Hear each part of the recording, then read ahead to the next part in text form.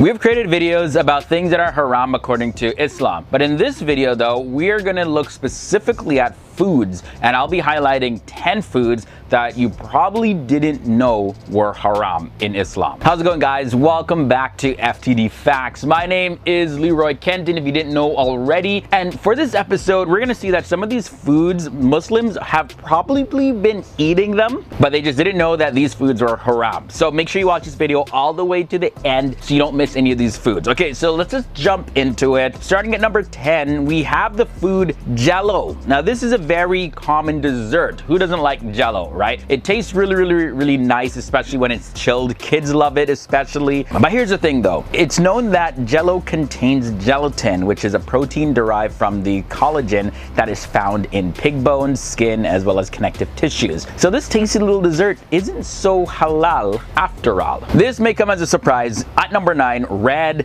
candy. So red candy or strawberry flavored candy, anything red that tastes sweet, pretty much in the candy category. It's often dyed with a food coloring called carmine, and carmine is made from dead crushed up beetles. It's produced when these insects are boiled with sodium carbonate or ammonia, which then produces the bright red dye. Therefore, it's recommended that you see the ingredients list before buying. Also, a thing to note, of the 4 major Sunni Islamic schools of thought, Hanafi schools, they forbid eating all bugs, while the Maliki scholars, they accept them, but the Shafi'i and the Hanbali academics, they completely forbid the consumption of some insects, but others they allow. So it's haram based on the school of thought that you fall in. Next up, Japanese food. Well, if you're worried about following the halal guidelines, then it would be beneficial for you to check the ingredients of food that you're ordering in a restaurant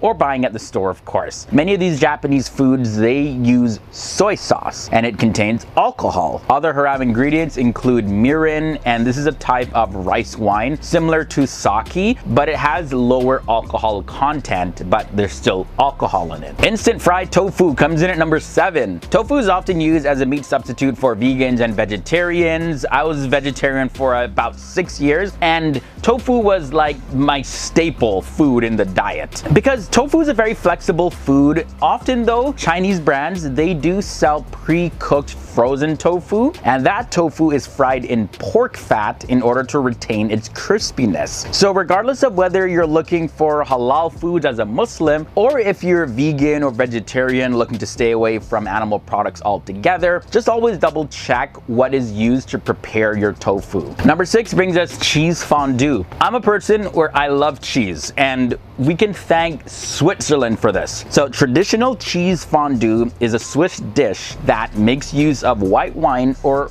alcohol. So with that said, it's a haram food item. All right, before we get into the last 5 haram foods, just a reminder that we did do a video series about haram things in Islam as well as halal things. I'll link to both of those series below in the video description section so you can check them out, because like I mentioned in this video, we're just looking at food, but it extends to a whole other world of things that can fall under haram, and in some cases the term halal, although yes, halal is used for specifically food, in slang halal is used for other permissible things in Islam. So definitely check those ones out. Those links are below in the video description section. Moving on to number 5, we have spirit vinegar. Alcohol and products containing alcohol are just haram in Islam, and even if the alcohol has evaporated in the end, so therefore spirit vinegar is haram. However, if alcohol is not used in making of the vinegar, then it is halal. So it's advised that you check the description of the ingredients before buying it, just to make sure. Marshmallows comes in at number 4. Marshmallows, they are a very popular snack, and you can eat marshmallows just as they are, or you can throw them in your hot chocolate, you can roast them at a campfire and more. But again, just like Jello, marshmallows contain gelatin, so they are completely haram. However, vegan marshmallows, they do exist, so you are in luck. You can check them out. Those are fully halal and they're a great substitute for regular marshmallows. One of my favorite desserts comes at number 3, cheesecake. Most cheesecakes contain gelatin as a firming agent to set the cheese, but you can find cheesecakes that do not contain any gelatin though. But if you are unsure, it is recommended that you simply make it yourself, or you have somebody that's a lot more skilled than you in the kitchen